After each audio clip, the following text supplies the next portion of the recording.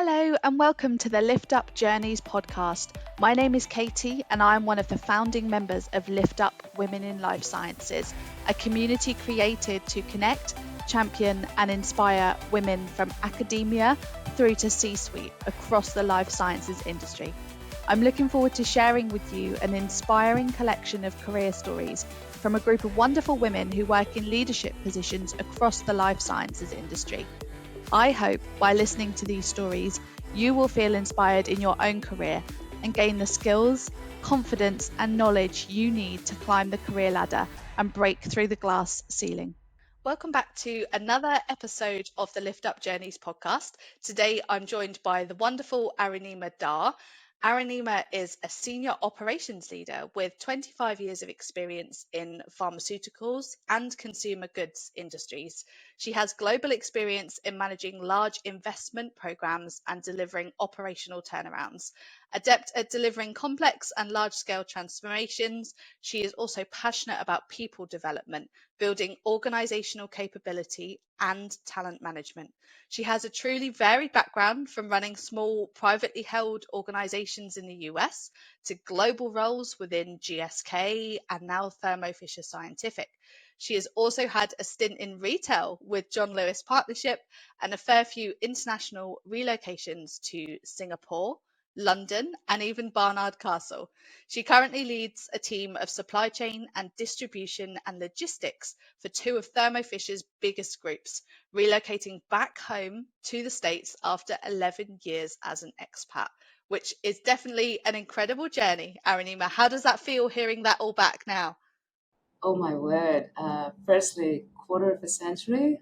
I actually think I feel old, but no, I'd never thought of that. But yeah, it feels like a lot of learning along the way. Have Absolutely. Yeah. managed some fantastic teams and learned a lot, and yeah, pretty varied career as you mentioned, Katie. Fantastic. And we'd love to hear a little bit about how your career started, Arunima. So, can you maybe tell us a little bit about maybe what school was like for you? What were you really interested in? And how did you fall into university?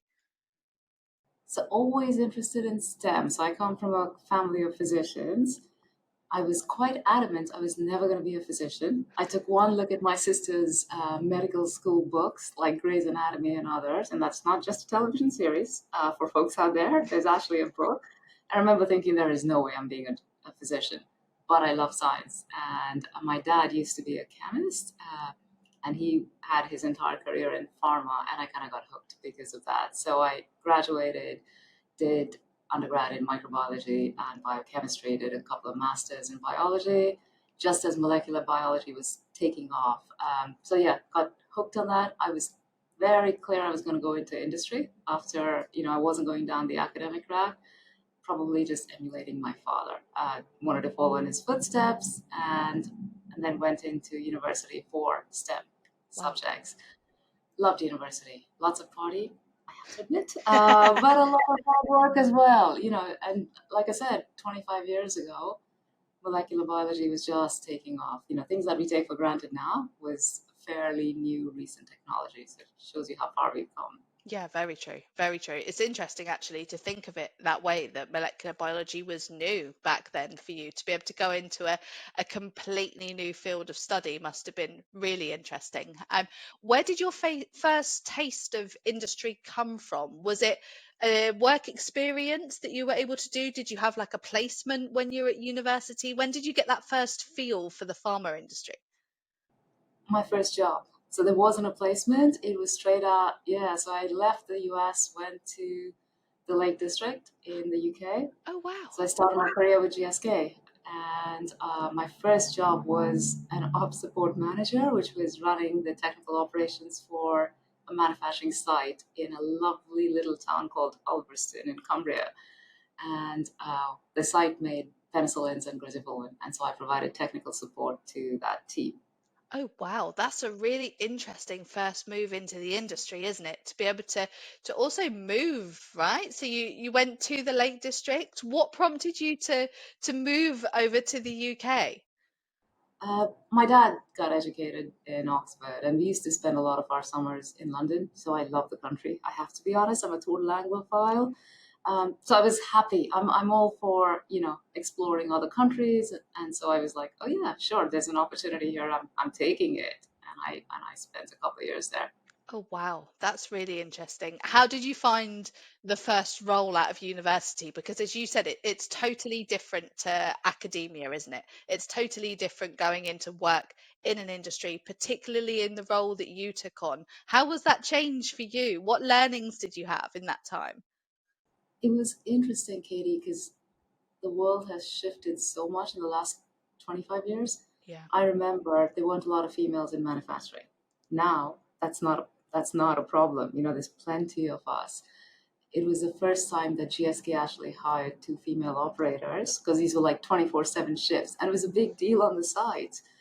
You had people in like technical support and others, but when it came to actual manufacturing operations, they were like the trailblazers for Yeah. us. So uh, it was different. I was very young, my first ever job, and there was a little bit of demarcation. I still remember like the operators wore blue coats, the office staff wore white coats, and there was a bit of a you're a white coat person. But people were great. I mean, when you're fresh out of school, everybody's trying to take you under their wing and make sure you're okay and you're settled in. Plus, you moved countries, so yeah, it was good. There were certain there, was, there were certain barriers in a way because it isn't what it is now. So like I said, there weren't a lot of females True. in operations. Um, I think they saw the enthusiasm and the need to learn, which helped, as opposed to let me tell you what good looks like, which Yeah. frankly I don't think I was capable of at that point in time. And I think there was a turning point with that team when I still remember Christmas. We ended up having a massive operational failure in the plant, and my parents were visiting from the States, and I'd taken the week off and I spent that week in the plant, which I think kind of ended up bonding us together because it was like, oh my God, she's an expat. Her parents are here, recognizes as a crisis. It was a big deal. We had fermentation broth all over the floor. So there I am with mops, with the team, and we spent a lot of time it took a whole week to clean up the plant. Oh, wow. So yeah, so I think that helped in a way, but a very different world from where we are now. Absolutely. And it's great to hear that we've obviously come so far as an industry, right? I think there's a significant, let's say, increase in the amount of women who work in operational roles now, which is fantastic. But it's really down to women like yourself who've gone out there and maybe been the only woman there and been able to kind of fly the flag a little bit and also encourage a younger generation to explore that career move. So I really do take my hat off to you for being in that environment. Talk to us a little bit about how you were. Obviously, you were GSK for a couple of years, weren't you? What was the next career move? Where did you go from there? So the next one was I got an opportunity to turn around a small organization, so the manufacturing part of it in North Carolina, so privately held, um, and it made big outdoor power equipment, like really big heavy stuff. And I did that. It was an interesting ride because I was starting to get a little bit more senior, getting to understand manufacturing, learned a lot of GSK, and the intent was to actually turn the company around, show 3 4 years of running profits, and then sell the organization. So did that, turned it around within the first year and a bit. I was so proud of the team, and then went off. And I said I was going to do an MBA, so I went off to Wharton to do my MBA. And guess what? 9/11 happened. One of the Oh, worst days in the US, but then we decimated a lot of the industry, right? So we went into a recession. I finished my MBA. Now I partly own this company, and as a result, turn around a second time. So I did it a second time round, geared it up for sale, took a heck of a lot longer, and then turned around another small organization, which was a sister company, geared that up for sale, and I didn't own anything in the second company, but and then said, okay, I'm going back into pharma, and as a result, ended up back in GSK. So moved from the States to Singapore, taking wow. over external supply for Asia Pac.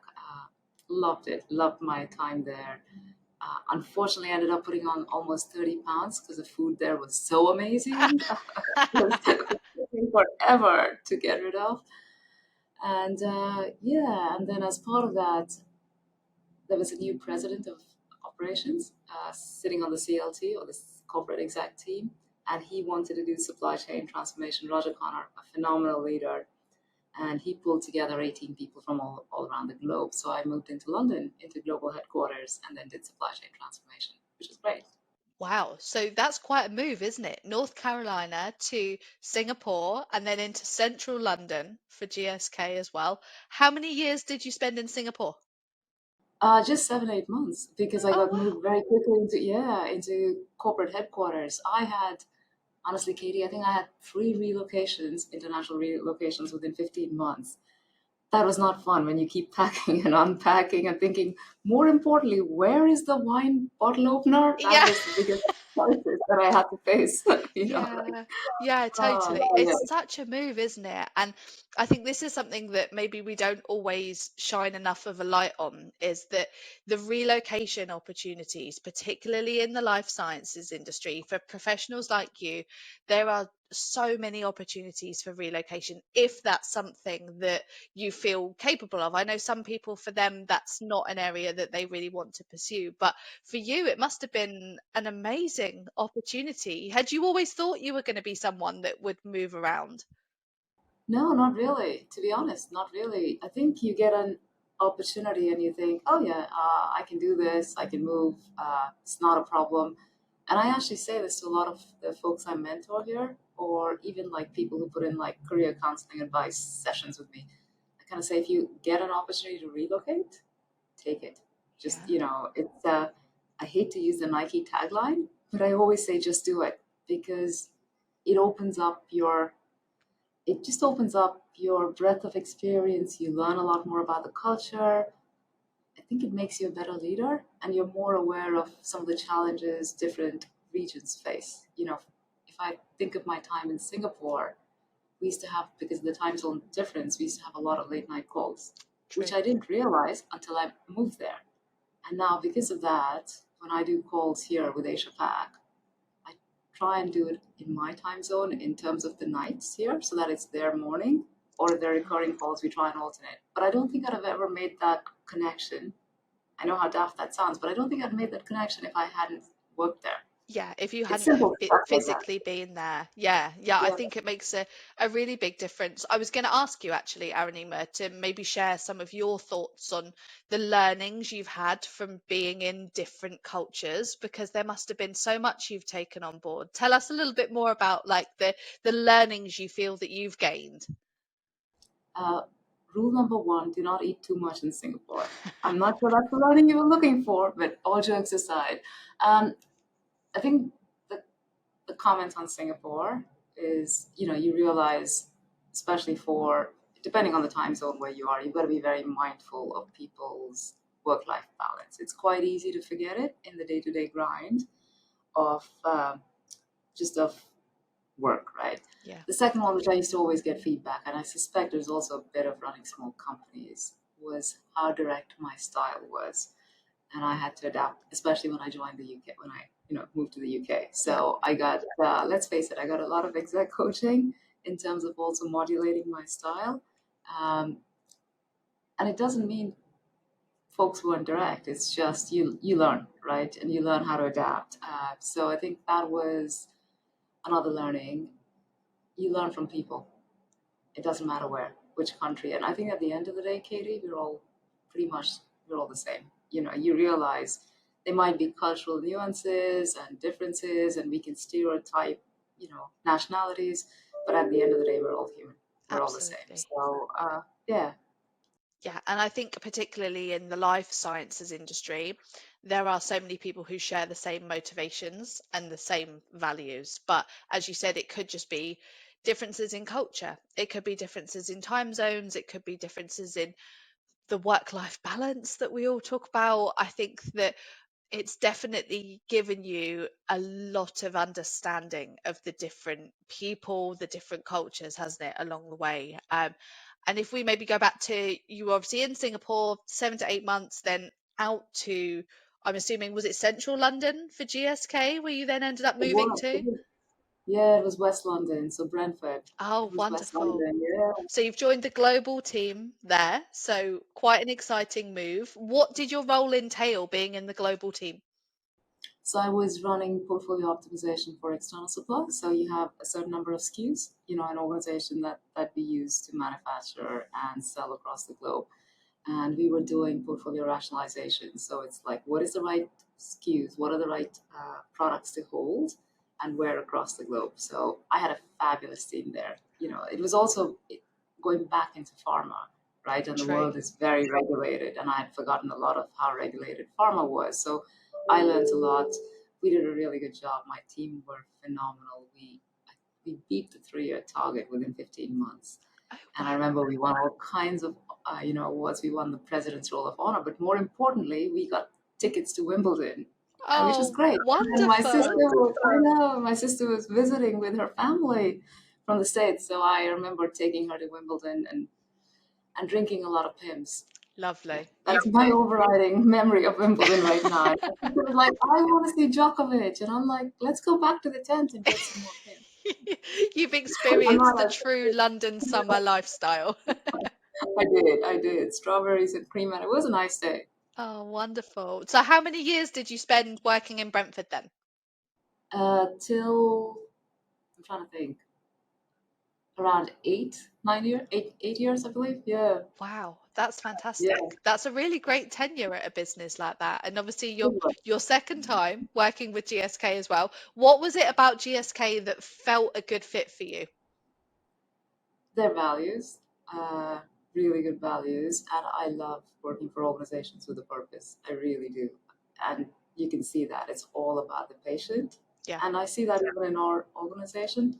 A lot of the healthcare companies, it's the mission, it's yeah. the sense of purpose that drives people, and you can see that in my teams. You can see that across the organization. It was all around the patient at the end of the supply chain for us. Yeah, that's fantastic. And I think that's so important in our industry for companies to really have those core values of supporting the patients. And it's great to hear it was a real driver for you as well, because it's definitely something that can motivate you when times are tough, right? Some of the targets that you're set are definitely very difficult, and it's wonderful to hear that you've been able to hit them so quickly in your time. And I believe when you were working with GSK, you then made a move to join the John Lewis Group. Is that right? I did. I did, yes. So yeah, I was.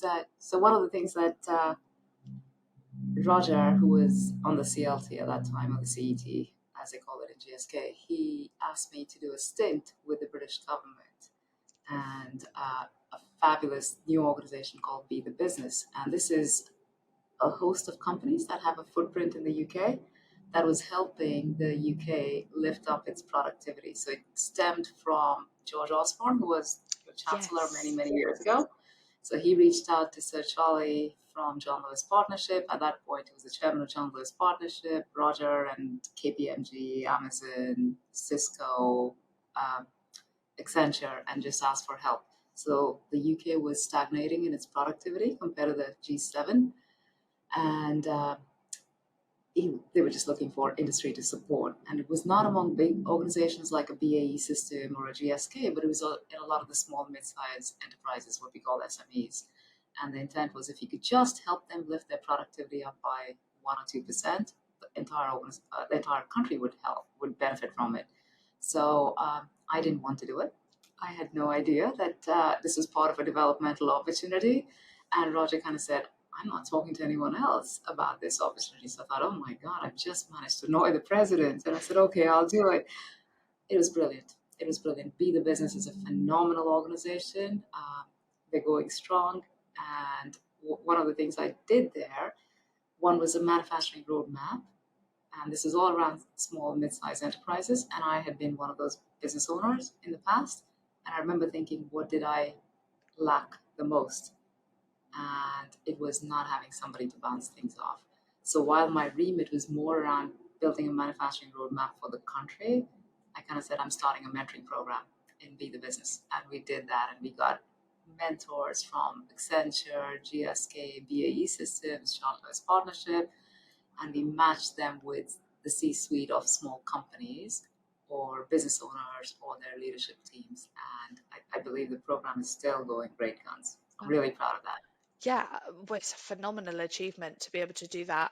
Even to be able to set up a mentor scheme in itself, that's difficult. But I think you're right. I think to your point about being a small or a medium-sized business owner or within the leadership of that business, it really can feel like you're on your own so many times. And being able to know that you have a mentor to call on, or you may know someone else who's maybe in a similar situation to you, maybe creating a community group of people that might go through similar challenges. I think that's where there's a lot of power. So for you and your role, obviously you focused on creating that mentor scheme and the roadmap for these organizations. That must feel like a really full circle moment for you to be able to give back. It did. And then, yes, it absolutely did. And back to your John Lewis question, that's how I met Serge Valley, and they were doing supply chain optimization, and I'm a supply chain geek, right? And Yeah, it's transformation, which always calls, it's very dear to my heart, landing transformational change. So I kind of said, yeah, sure. I remember debating whether I should leave life sciences, and I wasn't clear. And I asked one of my mentors from GSK, who was on the pharma exec, and he'd retired, and he said, you know what?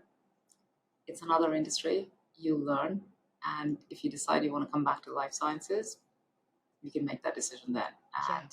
And so I did, and ended up being in John Lewis, and then working on supply chain transformation before COVID hit, and then I had the biggest stretch of my career, and it was phenomenal. The biggest stretch to date in my career. Oh my goodness. Wow. It must have been such a significant change for you because COVID was completely unprecedented for everybody all around the world. But to know when you're involved in supply chain, which is directly impacted by the pandemic, it must have been such a huge learning curve. How did you feel in that moment, being uncertain of everything? That's a really good point. So I was leading not just supply chain, I was leading the restart of the entire company. So March 23rd, lockdown, Yep. and there's John Lewis Partnership, there's Waitrose, there's hotels. It's very varied. And so here we are trying to keep 60,000 people safe in Waitrose because you've still got to keep the grocery stores open. We've got people in the two headquarters furloughed. We've got John Lewis stores shut. And I'll tell you what, Katie, nothing hits a sense of purpose like feeding a nation. You know, when Yeah. I talked about pharma doing that, that was the time I got it, even in the partnership. True. But to your point on ambiguity, oh my God, we didn't know when we were coming out of lockdown. We're trying to keep everyone safe. You're trying to make sure you're ready for when you restart. I don't think I've ever worked that hard in my entire career, and I believe I discovered depths of resilience that I never thought existed. Yeah. Um, I still remember writing a board paper with Andrew Murphy, who was the CEO, at 11 o'clock on a Friday night, and we're both writing it together, and I can see his words and I can see my words, and realizing I've been up since 3 in the morning, and I've done that pretty much all week. So yeah, it was, like I said, the biggest stretch. It happened, the opening was seamless, which was great. I was one of the few people who did not drink during lockdown. And I You couldn't. swore to You had too much to myself, do. exactly, and I swore to myself the minute lockdown was lifted, I was gonna have a drink. And I remember we were anticipating, because our corporate teams were very close to working with Westminster and stuff, right? I still remember it's supposed to be the 1st of June, and then it was pushed to the 15th of June. Let me tell you, I did not wait till the 15th. When I found out that it wasn't going to be the 1st of June, I killed a fair amount of single malt that night. Good Let's for just say you. Good for that. you. As you said, it's the biggest stretch assignment of your career, probably to date as well. It was unprecedented for so many people, but I think that resilience you touched on has definitely got you through such a difficult landscape. And to have all that pressure, knowing full well you had to keep stores open, you had to keep your staff safe as well, right? Because no one knew the extent of what the pandemic was going to hold for people. No one knew how the transmission rates were being affected. It took so many months, particularly here in the UK, it took so many months for that data to become available and for us to understand the pandemic in more detail. So that's an incredible achievement for you. It really is. And you must now look back and you should be incredibly proud of everything that you and the team achieved. I am, and I think again, I've been very fortunate in my career, Katie. I've had some phenomenal people on my team, and Yeah. I've learned a lot from them. That was a super strong team, and I was fairly new to the organization at that point in time. It's not like I spent much time there, and they helped me navigate. Oh, You know, you don't realize the quirks of an organization, and you do as you work there for longer, right? But this team really helped me navigate. yeah.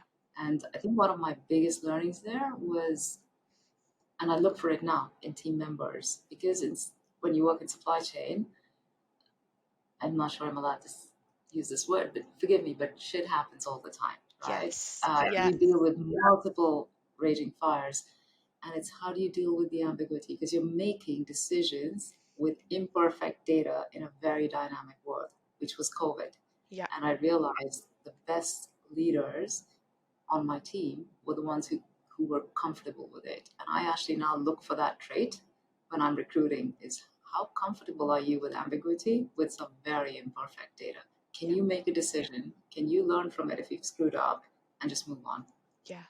It's definitely a skill that's hard to come by for sure, because nobody's comfortable being in an ambiguous situation, are they? Nobody likes change, but being able to at least have a calm head in those situations, I think is what's needed. And it's interesting you say now for you being in the leadership position you're in, that's what you look for when you're recruiting for your own team. But you've definitely learned a lot through this career spell, and obviously the role at John Lewis must have been a fantastic, let's say, like a turning point in your career to give you the confidence going forwards.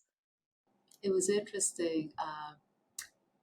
Ian McCubbin, who led the vaccines task force for the UK, yeah, so he got all kinds of honors from the late Queen. He's one of my mentors. He's been for over a decade.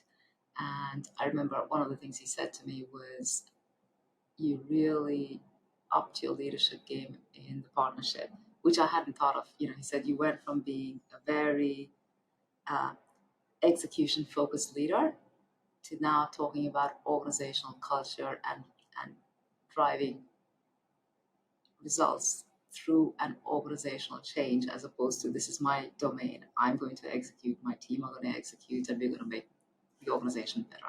I hadn't thought of it that way, but and I guess you don't realize it when you're in the middle of it, right? No. So yeah, It's only on reflection, isn't it, that you can sit back and think, wow, how far have I come? And it's really interesting to hear he was your mentor. I was going to ask you if you had mentors through your career, because they must have been able to help support you in lots of different ways. Were mentors someone that you had always sought out through your career, or where did that journey in mentoring start? I think it started in my second stint with GSK. You know, you start to get more seasoned. You're trying to navigate a new organization. I came from running small companies, you know, so I didn't necessarily fit the corporate Yeah, stereotype at that point in time. And so Ian was one, Roger Connor from GSK was the other, you know, Suzanne Sadler was. I'm in touch with all of them still, right? It's lovely. not like I left GSK and they've all moved on as well, and I still bounce things off them. So I'm very fortunate, and it helps to get a different perspective, right? They're vested in you, but they're objective, as opposed to I can run the risk of not being objective because I might be biased. So yes, I've had them for over a decade, and I'm sure I've had others along the way. But yeah, and I've had people who I've bounced off, even though they haven't been necessarily mentors or things, but they've been friends or my peers, and you know, it's held me in good stead. Absolutely, absolutely. And it's, as you said, it's almost having an external person, isn't it, to be able to not have the bias in terms of the decisions that you're making, and they can have a real direct influence on your career. And it's something I would advise any of our listeners, anybody in the industry, to seek is a mentor, someone that can give you that external support, because I think it's really fantastic. I think the final step in your career, and one I'm keen to for us to cover, Arunima, is your recent move back into the life sciences industry. So, being with John Lewis through the pandemic, fantastic achievement. What prompted you to come back into life science? I missed being in healthcare and I missed the sense of purpose you get about healthcare. I really did. So the partnership, phenomenal.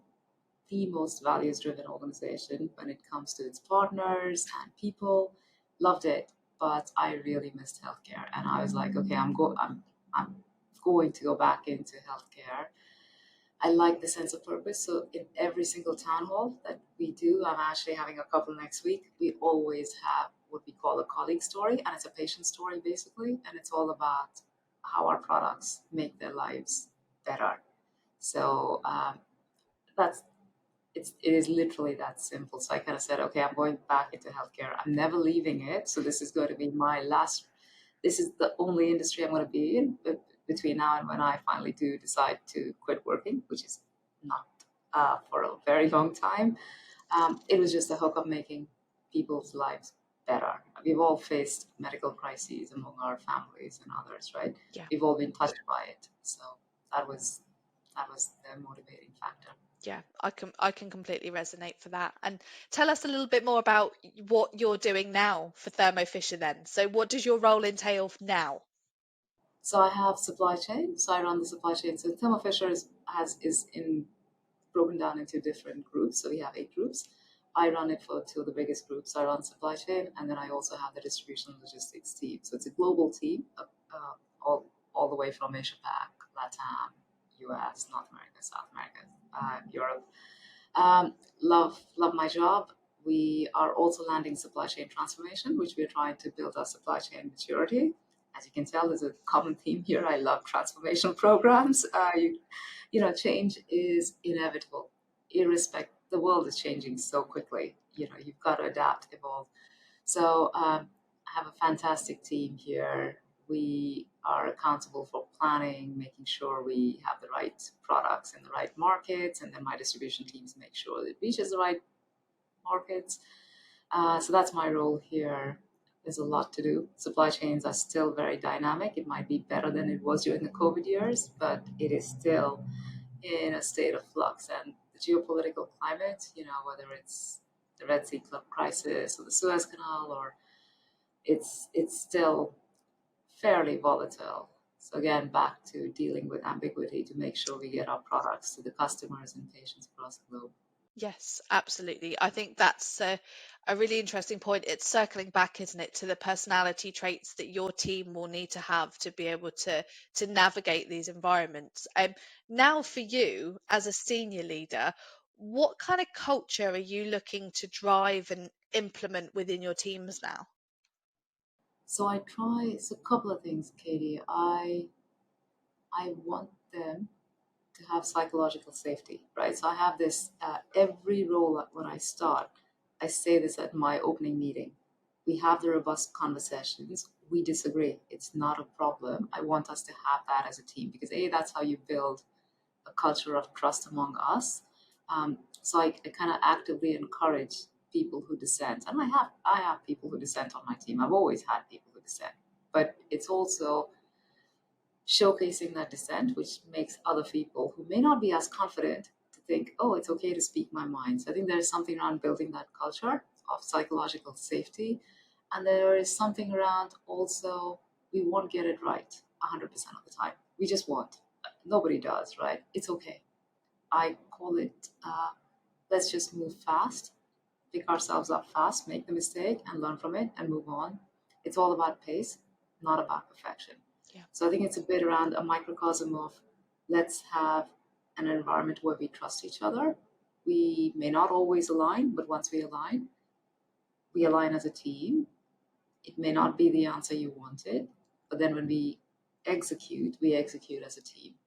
And it's all about move fast, make the mistakes, and then just learn from it and move fast again. Yeah. It's okay.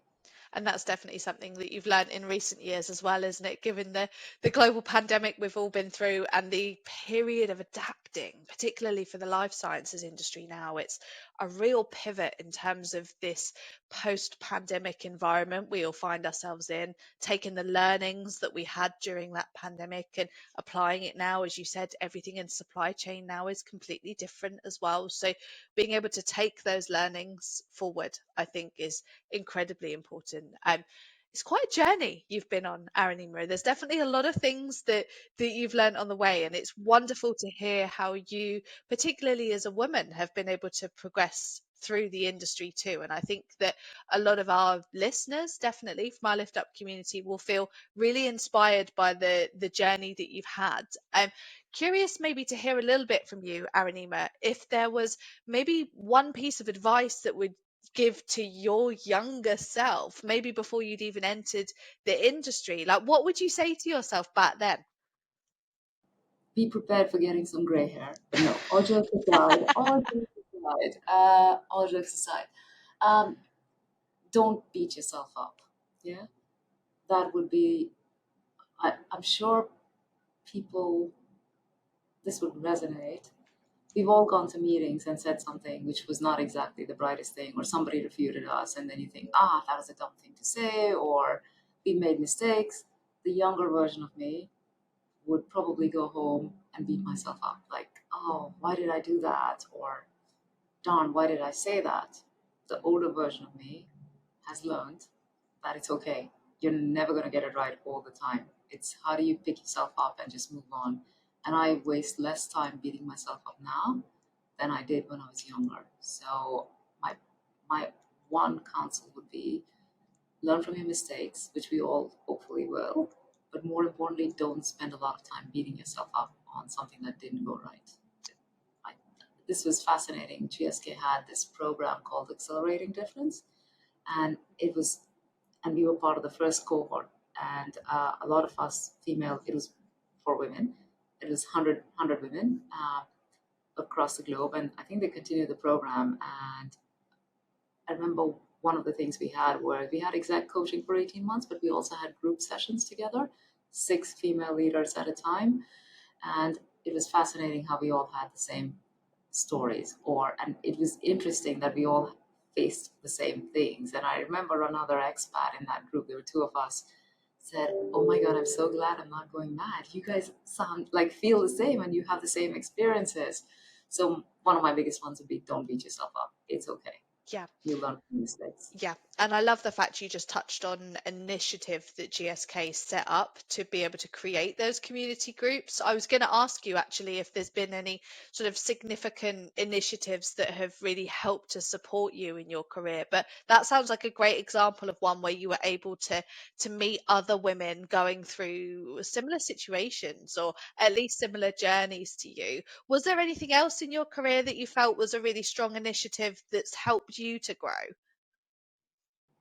I think be the business, which I reflected earlier on. Yes. The intent was for me to learn how to work with governments, and I think that was something that helped me to grow because I got an exposure to how the British government, the UK government worked. But I also ended up seeing a lot of the small, mid-sized enterprises, right? So you kind of see big corporations like a GSK, like an Accenture. But I was, as setting up the mentoring program, I was also mentoring somebody, and I was mentoring um, the son of a owner of a big bakery manufacturing facility. And then you realize their challenges are similar to a GSK challenge, but they're not the same, right? So I think it's a mixture of both. It was be the business was probably one of the areas that taught me a lot. And then accelerating difference, I always think we all went into accelerating difference saying, why do we need to be in here? We are very effective leaders and not realizing, and we learned through the program and the journey that no, wait a minute, this is different. We are sharing something common, which we hadn't realized, and we all thought we were the only ones, going through it. So yeah, I think those would be the two. Yeah, it's great. It's great to hear that you've been able to have an opportunity with those initiatives as well. It's clearly taught you a lot along the way and also allowed you to give back in terms of you being able to mentor other people, not just in the life sciences industry, but other people, whether that's in the UK, where you were here for a number of years, but also now other people as well, I'm sure, are learning from everything that you've given back. So definitely a great full circle moment as a leader to start to be able to give back to others, and a wonderful career journey, Arunima. So thank you so much for sharing it with us. Wanted to conclude our conversation today talking a little bit about our Lift Up community, because I know this is something you've expressed a keen interest in playing a part of when you can do. Wanted to hear a little bit from you as to why you feel so passionate about the Lift Up community. I think it's an amazing, amazing community, right? I wish we had something like this when I first started my career. I There wasn't that much of it around when, if I think of 25 years ago, I have been very blessed by some very strong mentorship and very strong sponsorship. I wouldn't be in my career now if it hadn't been for that. It isn't just about how you execute or your capability, you also need some help, let's face it. And so lift up, I think the fact it's so this is one of the commonalities with what I've done with Be the Business. It's free, it's for everyone. I always think of Madeleine Albright saying, so she was the first female Secretary of State in the US in the late 90s. And she had this saying, she said, there's a special place in hell for women who don't help other women. There And is. that's always resonated with me. And I was like, yes, I completely concur. So yeah, I think you guys are doing a phenomenal job, and happy to support. But I've been blessed, and I just want to pay it forward. Yeah. So I think thank you for all you do. Well, thank you very much for sharing your career story today, Aranima, and thank you for being a truly valuable member of our community, because our Lift Up group wouldn't exist without people like you who are paying it forward and connecting. Thank you very much for being so open and honest with us today through your journey. I'm sure it's inspirational to many who are now starting to either progress their career or maybe they're just thinking about a move into the industry as well. So thank you for sharing this with us. I would encourage all of our listeners to connect with Aranima as well. We'll be sure to share Aranima's profile definitely through LinkedIn as well. I know we'd love to keep our community open for everybody too. So thank you ever so much for sharing your story today, Aranima. It's been a real pleasure to speak with you. Likewise, and thank you for having me. It's been lovely to talk to you as well, Katie. Thank you so much. Thank you for your time.